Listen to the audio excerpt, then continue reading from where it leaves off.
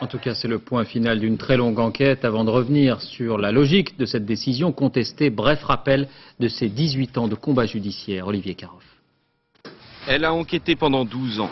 Lorsqu'elle boucle son dossier en mai 99, la juge Berthola Geoffroy a accumulé des dizaines de milliers de pièces à conviction. 134 tomes dont il ne reste aujourd'hui pratiquement plus rien. La juge a identifié 570 victimes, des transfusés, des hémophiles contaminés par le sida à cause de produits sanguins distribués au milieu des années 80. Un premier procès a lieu en 1992, c'est celui du docteur Garetta. Sa condamnation, 4 ans de prison ferme.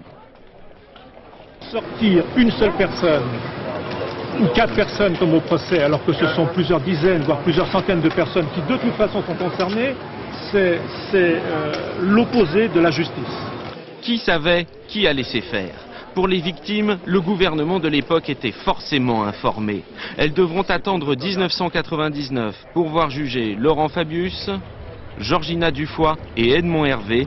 Lui seul sera condamné sans peine. Pour moi, Hervé, c'est sûr, est coupable de ma contamination, mais il n'était pas le seul. Au-dessus du docteur Garetta et en dessous des 3 ministres, il y avait l'appareil d'État. 23 hauts fonctionnaires et conseillers qui, eux, n'auront jamais à s'expliquer devant un tribunal.